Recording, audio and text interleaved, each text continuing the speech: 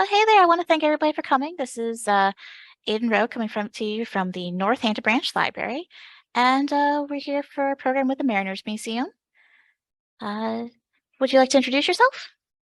Sure. My name is Jennifer Hacknet, and I am one of the senior educators here at the Mariners Museum, specializing in material culture.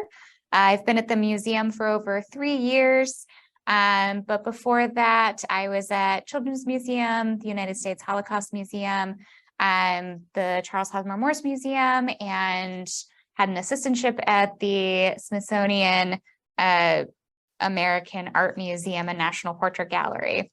I have a master's in decorative arts, design history, and material culture from George Washington University. And I'm currently a part-time PhD student at William & Mary in their American Studies program. So yeah, that's my intro, and I'm happy to get started if that works out for you. I'd say give it just one more minute just to give some of the latecomers.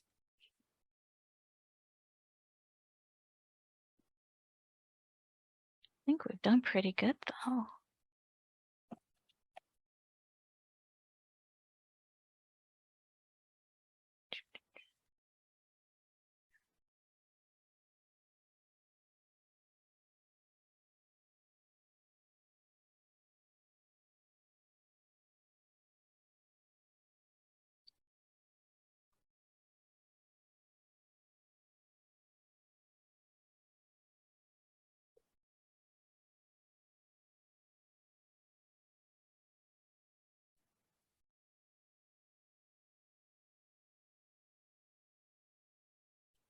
Well, hi, Vicki. I'm very excited that you joined from Canada. That's always the cool thing about the online programs. You get people from everywhere. We taught a program last week to a homeschool co-op, essentially, in Alaska. Oh, that's really cool. Wow, Canada and Boston. This is very exciting. All right, I'm going to mute myself if you want to go ahead and start into it. Fantastic. And the UK. This is so exciting. Such a broad audience. Well, as I said, my name is Jennifer Hacknet, and I'm one of the senior educators at the Mariners Museum and Park, and I specialize in material culture. It's what my master's is in, and it's part of what I'm working on in my PhD studies at William & Mary. And that is a big reason why these two items behind me in our collection actually drew me in. Typically, I'm not one to love dolls. I was never really a doll kind of girl, but there's a special power about these. And so it was a couple years ago that I began researching where exactly these came from and what they symbolize. And this really started a pathway for me that has been, I guess, a subpath where I've looked into indigenous studies. So just a little history about why I chose these dolls, which almost would disappear in the gallery that they exist in right now if you didn't know that they were there. And something that has surprised me about these dolls is that they really show a global trade network that has existed for centuries, and that they really exist on this female doll. So let's get into it. Well, for one, a big question that I had when looking at these, which for us in our collection, they are just listed as Eskimo doll Greenland. And so I really wanted to learn a little bit more about what exactly is Greenland. I will admit, even though I'm working on a PhD and have an advanced degree, I'm terrible at geography. And I really didn't know much about Greenland itself, other than being the world's largest island. So Greenland is a colony of Denmark. It is the world's largest island, but it is part of North America.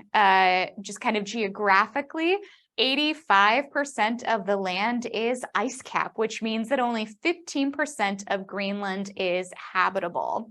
Beyond that, Greenland is not its original name. Most of the people that live in Greenland are indigenous, and Kalaallit Nunaat actually means land of the Greenlanders. So Kalaallit meaning Greenlanders, and Nunaat is land. indigenous people themselves of the circumpolar north, so our Arctic regions, are mostly Inuit. Inuit means human being. Inuit is actually the plural of human being. Inuk would be an individual. So by our first peoples, the Kalaallit, which can then be divided between West Greenland and East Greenland. This is the land Inuit Nunaat, country of the people, or Kalaallit Nunaat, country of the Greenlanders, land of the Greenlanders. 85% of the population is indigenous. This is actually the largest grouping of indigenous people. So 85% indigenous versus 15% non. And they descend from the Thule migration, which I'll get into in a little bit. The language of Greenland is Greenlandic, and this actually belongs to the Eskimo Aleutic languages. And here I'm going to show just a few maps that exist in our collection. What I love about these is that it actually displays the question mark around Greenland, that these are maps that show the shape of Greenland was not really understood up until really the 20th century. So here, Greenland is actually an extension of what is known as Canada. In this image, Greenland is sort of an island here, and then we get this mysterious grouping of land masses where the North Pole is actually surrounded by these. There was actually a kind of tall tale for a while that there was this mystery land at the center that you had to go through kind of ice breaks to get to. We know that that's not true anymore. And in our collection, as far as old maps are concerned, this is about the most accurate depiction of where Greenland is, but in this case, it is still kind of connected to these northern lands. It isn't really separated as its own island as we know it. So here we have this dispersal of people. So down here in Greenland, the difference in these pie charts is that yellow is indigenous populations, blue is non-indigenous. So Greenland, you can see, has really that largest group population dispersal of indigenous versus non-indigenous. The next closest will be Canada, where it's a nearly 50-50 split.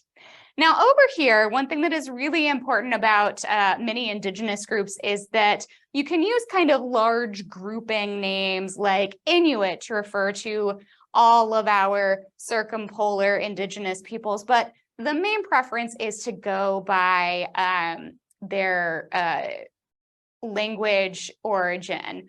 So you want to go to their specific tribal orientation if you know it.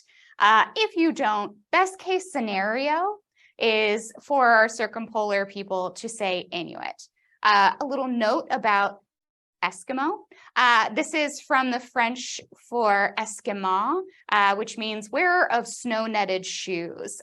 This really does, for many circumpolar indigenous people, have some derogatory terms. So generally, we want to stay away from Eskimo. That being said, there are some indigenous organizations, mostly in Russia, like in Kamchatka, that actually prefer Eskimo. But Inuit, as just kind of a large grouping, is much more preferred unless you can get to that specific linguistic group. Inuit, for the most part, is referring to all of these people that are of Inuit Yupik origin.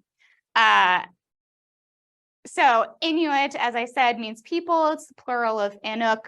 Yupik is very similar. This means real person. This is actually derived from Yuk, meaning person, but again, most preferred is to go to that specific linguistic group. The Yupik peoples, for the most part, are going to be in the areas of Alaska, close to that Bering Strait, and into Alaska, Canada as well. So a little bit about people dispersal and movement. 20,000 years ago, give or take, there was that first kind of peopling of the Americas moving across the Bering Strait. For the most part, that original peopling did not really spread across Canada. They went down through North America and then eventually into South America. And there have been other waves of indigenous peoples moving through. So for one, we get the Paleo Eskimo. This is those first move of Inuit people. They moved through Alaska into the Canadian lands, then into Greenland. They also made it across all of these Arctic islands into the rest of really Russia, what then joins again over here. Their peoples were actually then kind of triumphed over by the Thule migrations, which is most Inuit Yupik people are descendant from the Thule dispersal that happened. And especially in Greenland, all of the kind of Paleo Eskimo people that came over about 4,500 years ago were then replaced by the Thule. All right, so that's just a little background information about when and how people made their way over and just kind of linguistic origins. So let's get into the dolls because that's what we're here for.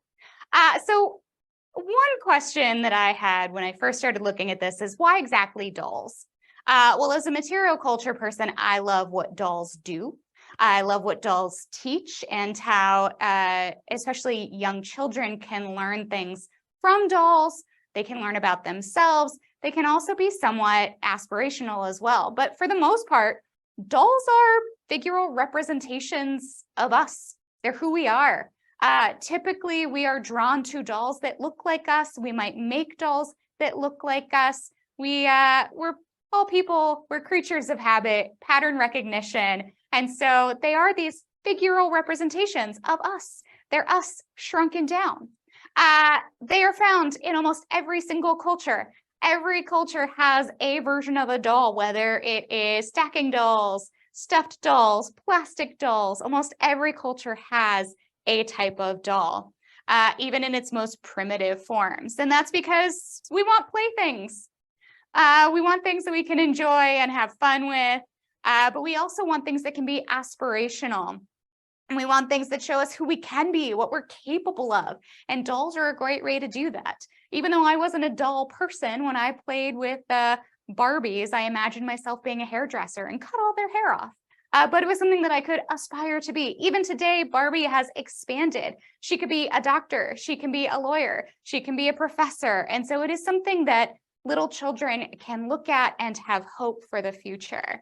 But they're also a teaching tool, and that is more than anything primarily what these dolls are. These are teaching tools. They are ways for girls to learn how to sew, and really it's a way for them to learn survival. And I will get into that kind of towards the end because it's really special. So I wanted to highlight some of the dolls that exist in our collection. We have nesting dolls. This particular set comes from Poland, I believe. We have a lovely pirate doll that can jump up and down. And we also have a collection of American Girl dolls. We actually do an American Girl doll giveaway, or have been. And this is something where you can donate, and each one is somehow tied to our park or our museum in a way. And so again, we get this teaching tool, aspirational ability. And so here our American Girl doll was a photographer and had aspirations of being a veterinarian. We also have one that is very actually close to more Alaskan Kings Island. So on the other side of North America with her husky. So more about this doll specifically. Now, I will say I have a preference. I love the female doll a little bit more than the male doll. And that is because her dress is really incredible. Now, as I said, our dolls are emblematic of the West Greenland Kalaallit people versus East Greenland. So she is wearing what is known as the Kalaallit suit. So this is the dress of West Greenlanders. If this was a doll from East Greenland, her outfit would be the Tunumiutut, which just means dress of East Greenlanders. Now, she is actually in the national dress of West Greenland, which has actually become the national dress of Greenland. So many countries that have indigenous groups have what is a national dress, and this is typically some kind of folk dress. What's really special about the Greenland outfit is that this is the only national attire that actually prefers pants or shorts for women. Every other national dress, women are wearing either a dress or a skirt. And so she gets pants, which is pretty exciting. Now, this is a very specific form of the Kalaallit suit. This is Arna Tortak, which is this festive clothing. So Arna Tortak is specifically worn for special events. This can be worn at birthdays, at weddings, celebrations of state, something that is of serious importance. Graduations, this can be worn. So what are the elements of this? Now, as a material culture person, this is the part that I love, so I'm going to geek out a little bit. So first of all, we have her pants. Her pants are actually shorts that get tucked into her boots here. This is called the taki suit. The taki suit is typically made from caribou fur. It could also be made from other types of fur, but generally they are going to prefer caribou. And it will usually have this decorative kind of ribboning that is attached to it. We want to remember Greenland is very cold, so most of these items are going to be made from some kind of animal skin or hide. Then we have her kamiks. Kamiks are typically made from seal skin, and they will get dyed or bleached. Now, this doll actually has a couple of markers that tell us how old she is and what state of life she is in. One of them is the kamiks. So kamiks that are white means that this is a woman who is still of childbearing age. The typical colors that you're going to see of kamiks are going to be white. You can see black, but more often than not, you'll see additional colors of red or yellow and sometimes blue. But it is only going to be a woman who is beyond her childbearing years who will wear a kamik that is not white. Now, what this kamik has here is something called avitat. And this is a decorative weaving of dyed sealskin. And in a bit, I've got a photo that actually shows this being made. This is highly personal. And something that's really unique about this national dress is that each one is very personal. While there are set standards, you know, the boots, we've got the lace here, we've got shorts, we've got the top, we've got a yoke. All of those elements can actually be made to your personal taste. And so I'll show a photo in a bit that actually shows a group of women wearing their national dress, and you'll see that each one has unique qualities. The habitat is one of the ways that you can make this personalized because you will make this yourself. Then we have the anorak. Now the anorak is we think of an anorak as just a jacket. This is really the top pieces. It could also have a twilik, which is a waterproof anorak. This is typically made from some kind of silk. It could be made from linen. It's going to be a fabric, typically. It's a bit thinner. And underneath of that, you will wear a timiak. And that is typically a cotton or silk or linen kind of undershirt. Just remember, we want to have those layers. Sometimes, especially if it's in winter, your anorak can be actually fur-lined on the inside. And the same is true with really many of these items. The taki suit can be one layer of caribou, or it can actually be 2 layers of caribou where you have fur touching your skin and on the outside. So you get this like bonus insulating layer. The same is true of the kamiks, that these can also be fur-lined. Then we get the yoke, and this is a beaded decorative piece that just goes on top of what you are wearing. And then finally, we have a top knot and a headscarf. This is our second marker that tells us that this is a young woman. So having your hair in a top knot generally means that you are a young woman. You may have been, you may be single, you may be married, but again, you are probably of childbearing age. And so because the hair is in a top knot, there is also typically a headscarf. Now, what this particular dress does not have is that outside jacket that will often have a hood. And there will be a doll that I'll show you that actually illustrates this. The hoods for women are actually quite large because if you are having children, the safest place in an environment like Greenland is to actually keep your baby in your hood, because that is the safest place for them to stay warm because of the amount of heat that our heads actually put off. And so that is a way to keep your child safe and close to you so that you can hear them and make sure that they stay warm. All right, so let's take a look at some of these in kind of in situ on women. So here we have a really exquisite example of this yoke. Her anorak also has some decorative embroidery here. We can see her habitat on her comics here. We see that they're white, so we know that she is a young woman. Her hair is in a top knot, so we know she's a young woman. And then we have this beautiful embroidery and lace work that is attached to the top of her comics.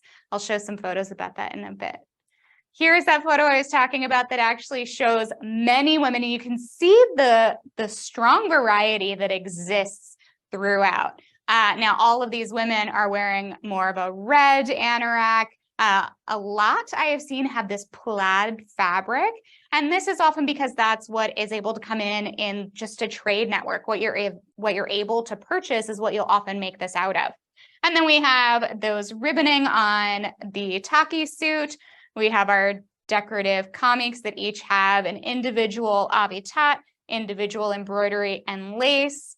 And then you can see our older women have their hair down, and this is our one example of red comics. So we know that she is very likely at this point a grandmother. What our male doll does not have is the male national dress. But I gotta admit, compared to the women, the male national dress is just a little boring. You just have a white silk anorak and black pants. I feel like women really got the best deal on this one, and that the male hunting suit is a bit more interesting. And then, because they're so adorable, 2 children. So for women who have children, it is the responsibility of the mother to create the celebratory dress for their children. So typically what happens is, as a child, as you start learning the skills of sewing and working with animal skins, you build dolls to learn those skills. And then the first dress that you'll make is yours when you become a woman, when you're about to potentially go off and get married. And then additionally, you build them for your children. And so every element of this would be built or purchased by the women, by their mothers. And so the yoke would be made by the mothers, the shirt would be sewn by the mothers, the taki suit and its decorative ribboning would be added by mothers, the comics would also be made by their mothers, as well as that habitat. And then here is a close-up of that embroidery and lace work that exists on these comics. And you can see a nice close-up of the different ways in which you can adorn them. And so there really is so much room for personalization. And one thing that we'll talk about is the globalization that exists that we see on these national dresses. And one of that is the embroidery. If this looks like it's coming from the Germanic states, that's because it is. And then finally, here is a close-up of some of that beadwork. And you can see that this is individually strung beads kind of woven together to create these really intricate designs. And then this is an example of habitat being made. And so this really is kind of a woven pattern, similar in a way to basket weaving, where you're basically piercing seal skin and you're taking strips of dyed seal skin and then weaving it into the cuts that you have made. So it's incredibly delicate work that really results in usually floral decorations. All right, so I mentioned globalization and trade. Well, one of the first examples is the embroidered tops of the comics. These almost act like decorative socks that get tucked into the comics. And this embroidery was specifically taught by Moravian missionaries in the 17th century. So we can also thank those Moravian missionaries for really being kicked out of Germanic states, because they are the ones who actually encouraged indigenous Greenlanders to develop a national attire. So having this Kalaallit suit, The Arnatortak is because of Moravian missionaries, basically saying, you know, this is a way to indicate cultural independence. It's a way to indicate cultural identity. And it also honors the women who sew clothes. I mean, this is absolutely women's work amplified and respected and on display. And it is a source of ethnic pride. It's a really beautiful thing to be able to have a national dress, and especially when it's made by women and can honor your culture. It's great to have this type of dress. And it was the Moravians who introduced this floral embroidery, and we have an example of that here. But there is something about this that feels also very like Pennsylvania Dutch. We see a lot of these floral patterns existing in our Pennsylvania Dutch area. Another example of globalization is the beadwork. They're now primarily plastic beads just because that's where we are as a global society. But what was first actually introduced were Venetian glass beads that 17th century Dutch traders were bringing from Venice. These are beads that are actually in our museum collection. We know that these are Venetian beads because of this specific patterning. This only happens from 17th century Dutch beads, where you get the kind of 5-color layering where it's white in the center, then red, then white, and then blue. And so this has actually been seen on early forms of the Arnatortak yoke. And then there's also a kind of interesting thing that happened, which is a little controversy over knitting. So it was believed that it was Norse traders who introduced knitting. What we know of knitting now is that pretty much every indigenous culture ever has figured out how to darn wool and knit. But it was believed for a while that it was sheep's wool that was brought over from Nordic and Icelandic cultures that actually taught indigenous Greenlanders how to knit. Recent research in like the last decade has actually shown that that's likely not true.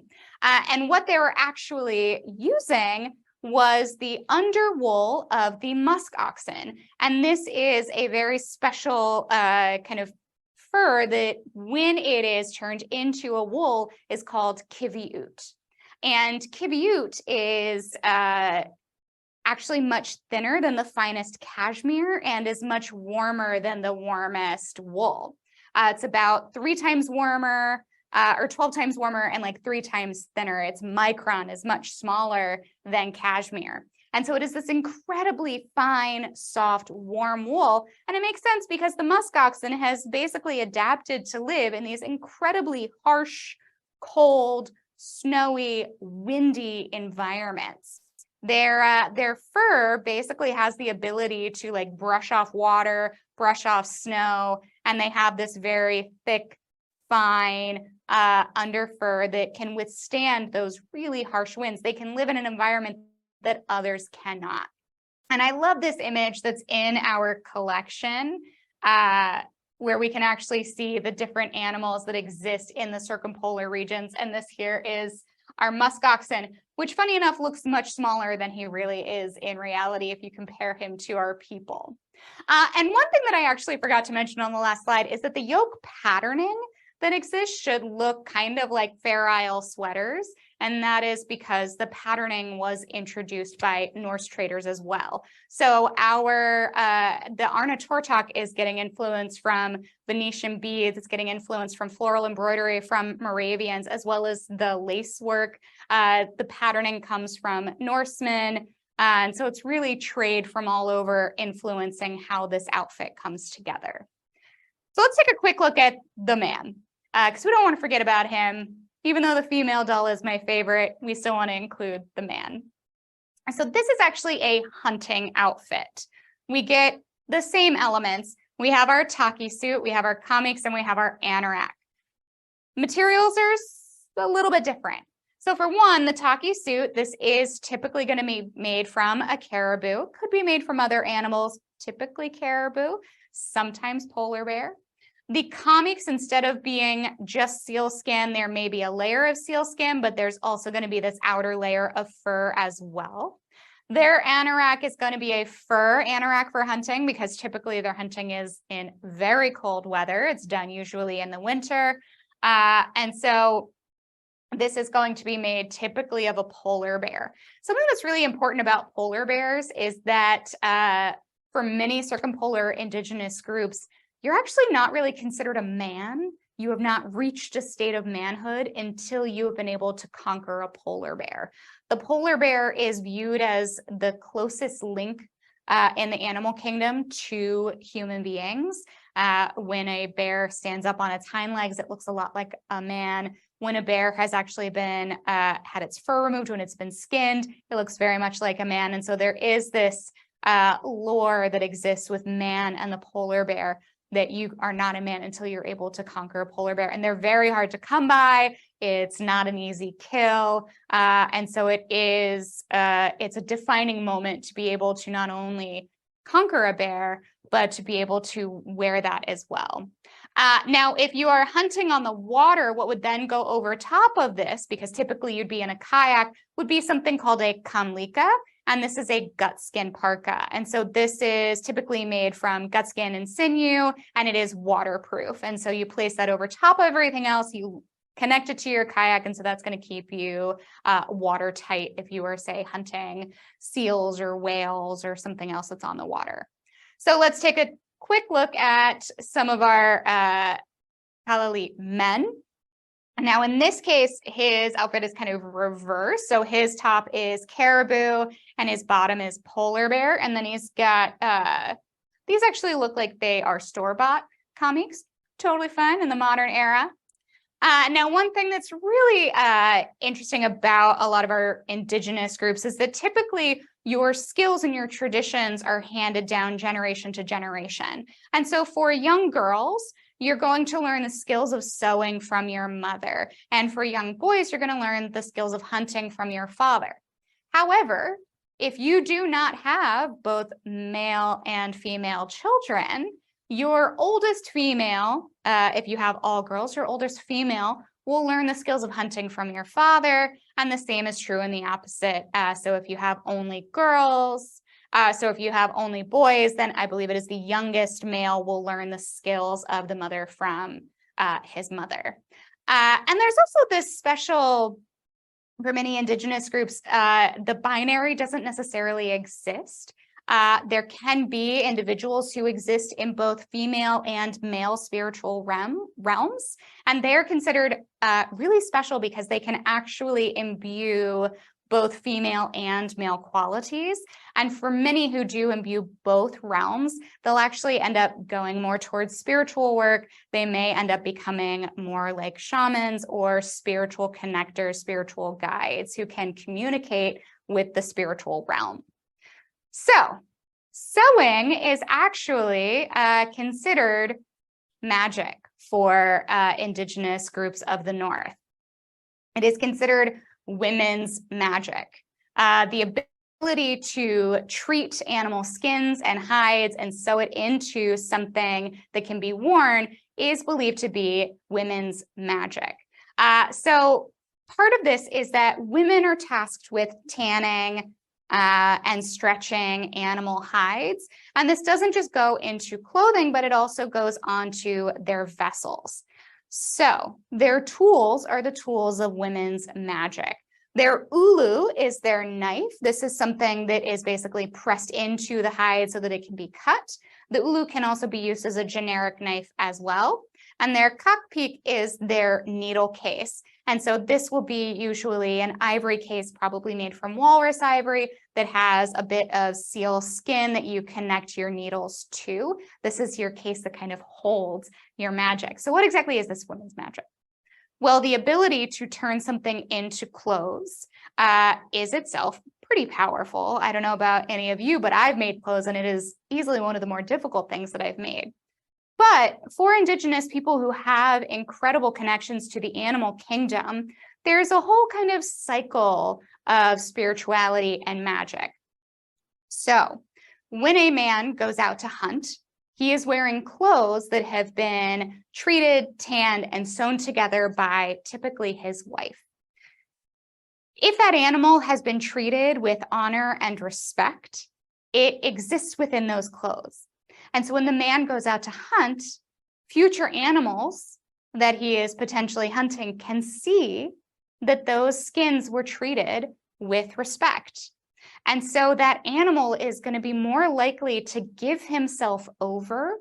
So essentially sacrifice himself to an honorable person, an honorable family, an honorable community, because they know that they will also be treated with respect. And this goes to the clothes and the kayaks and their umiaks, everything that involves an animal skin. If that animal was treated with respect, it means that every part of their body was used, was either eaten, turned into shelter, turned into a vessel, used for tools, turned into a home. And so they were treated appropriately. And this also exists with their vessels that if, say, a walrus skin that is covering their umiak, which is a large transportation and whale hunting vessel, if those walrus skins have blemishes, then that means that the animal that was willing to give itself over was not itself a perfect animal. And so you want good-looking skins to go onto your vessel because that means you had a really great animal give themselves over to you. And so it is this cycle that kind of continues. So if you're able to learn this magical skill as a child and improve upon it and make really great clothes for yourself and for your husband and your children who may be going out and hunting, then the animals see that and the cycle continues. And so it's all about respectful treatment of animals. And we can see that here on this walrus tusk that is actually a marriage proposal. So this was made by a young man who we believe is this man here, proposing to his wife.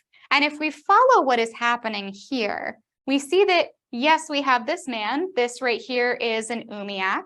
He's in this large whale hunting vessel. He is hunting a whale, followed behind by a reindeer who's pulling their sled.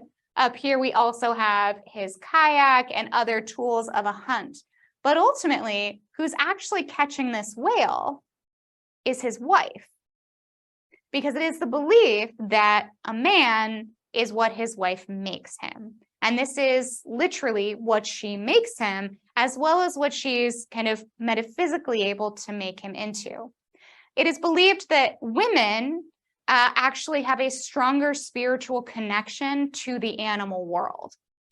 In many societies, whale hunting, it's believed that the women are more connected to the whale. For one culture in particular, whose name I can't remember and I don't have a note about it, the Umaliak is the lead hunter on a whale hunt. And the wife of the Umaliak will actually sit on the beach while her husband is out hunting whale, because it is believed if she stays still, she is connected to the whale and it will make the whale stay still. And so in so many ways, women are connected to the animal kingdom. And through what they make, they can actually guarantee the success of a man's hunt. That is women's magic. Okay, so getting back to the dolls. The dolls that we have in our collection, they're not actually that rare. Inuit dolls exist all over, and this is just a small sampling that I was able to find either in our collection or elsewhere that are up for sale. Many of these dolls, they're not just done as teaching tools or ways to learn skills, but many of them were actually made for the tourist market. And so if you make a doll, somebody can pay for it, then you may get money to actually build your clothes. And so these are examples of mostly female dolls from all over. And you can see the wide variety of cultural dress that exists.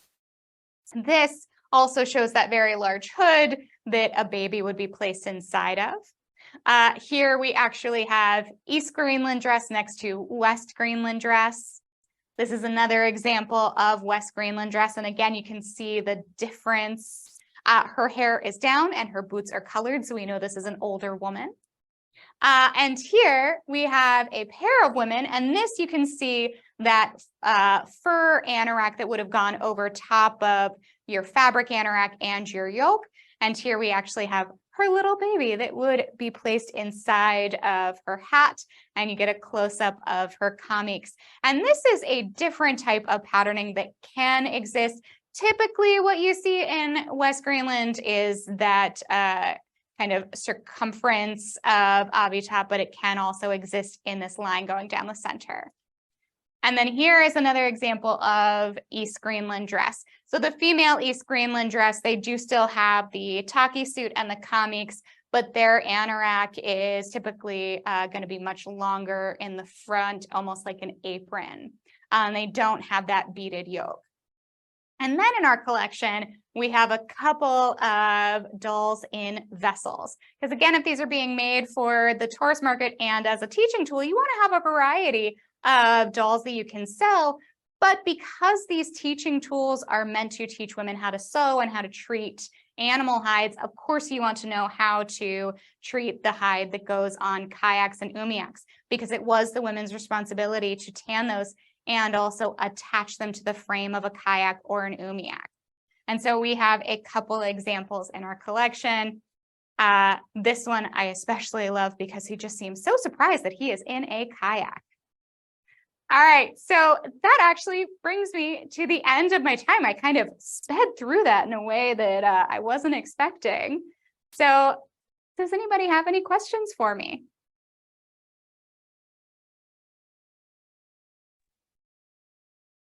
Hi, I've got a question. Go for it. Firstly, that was absolutely fascinating. I knew nothing about this and it was brilliant. Thank you. Do families have certain patterns in the yoke and in the lace that they pass through? You know what? I did not find any of that in my research, but I would, I don't want to assume, but I would think that there are probably similar patterns that do exist in families because this is a cultural tradition that is passed down through families. And so it would make sense. I mean, just as any tradition exists, even like a recipe, you have origins of what your mother or father may have taught, which may have come from their parents, which may have come from their parents. So I would guess that there are, but there wasn't anything that definitively said that when I was looking into this. Great, thank you. Sure. There is a question in the chat. Has climate change affected hunting activities and other traditional aspects of life for the Kalaallit people? Yes.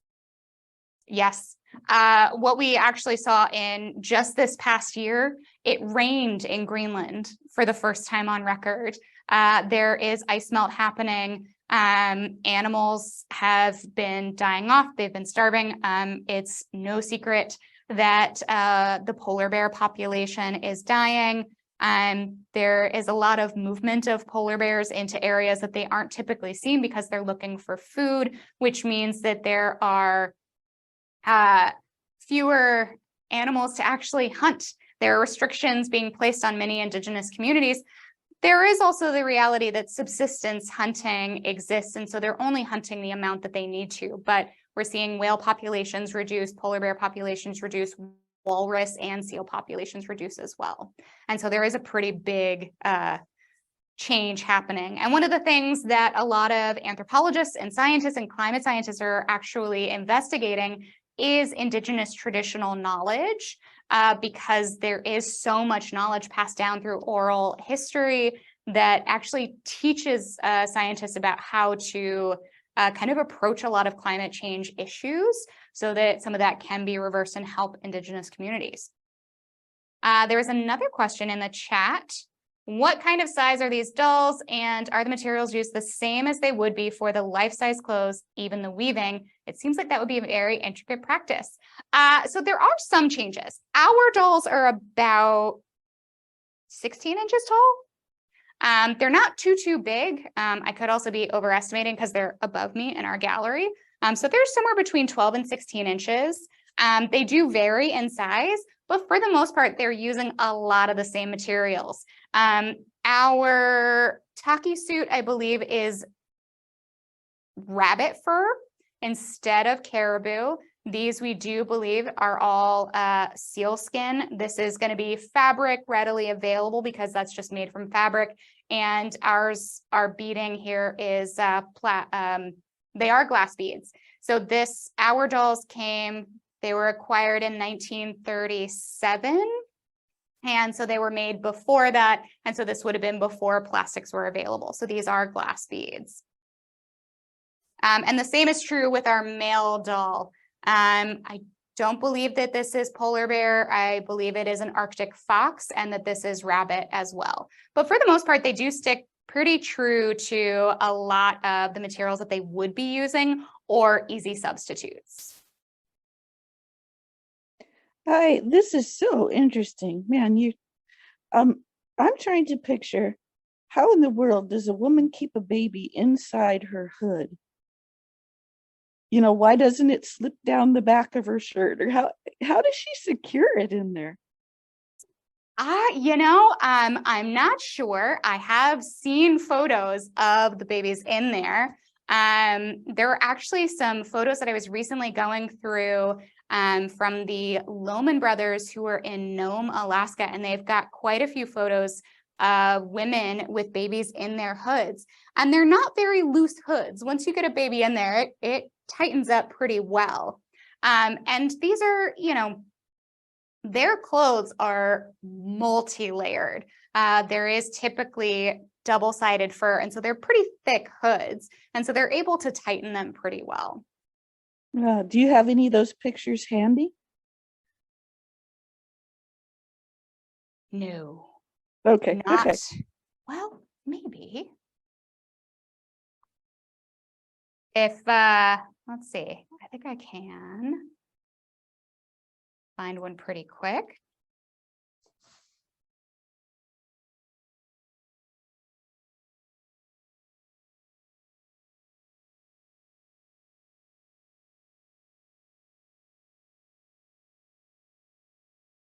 So the photo that I've been working with, I'm going to see if I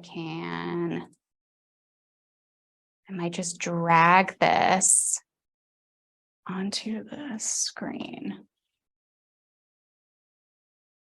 So her hood is down, but Right. you can see that the baby is actually seated in her hood. And so she'd be able to pull it up pretty easily.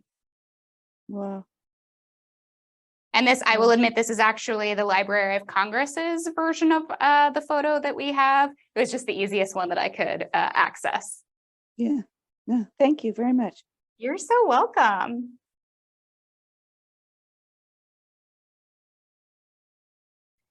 Do we have any other questions?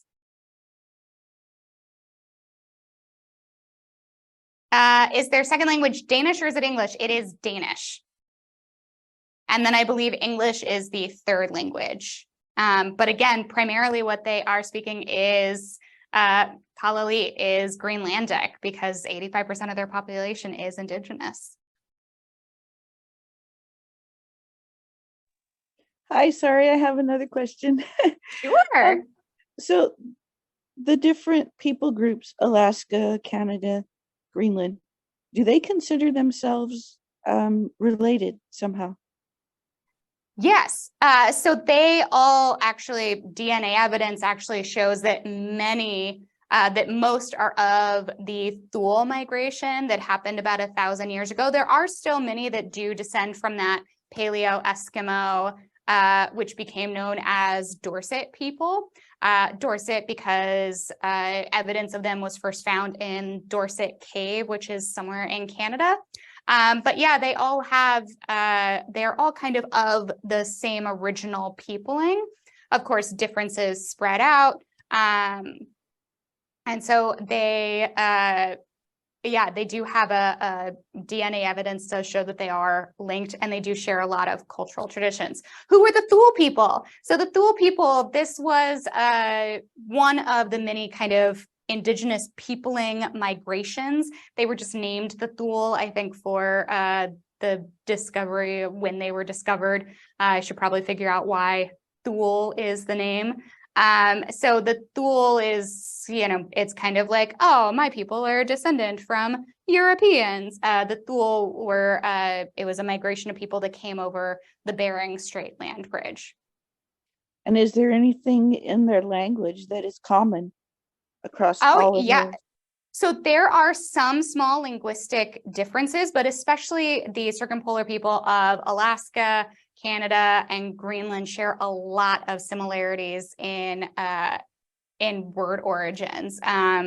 There are many, many words that are very similar, but just because we're talking of thousands of years of separation, there Right. are then some linguistic changes, but they do have a lot of kind of linguistic based similarities. Thank you. Sure, thank you. And thank you all, everyone, for the thanks. I appreciate it.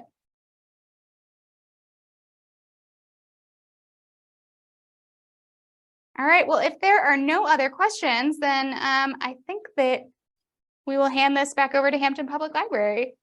All right. Well, thank you so much, Jennifer. This has been a fantastic presentation. I'm glad so many people enjoyed it. If anybody wants to keep finding out more from Mariners Museum, you can visit their website. You can come back to the Hampton Public Library for information from us as well. And yeah, we're so happy you guys really enjoyed this. Thank you, everyone.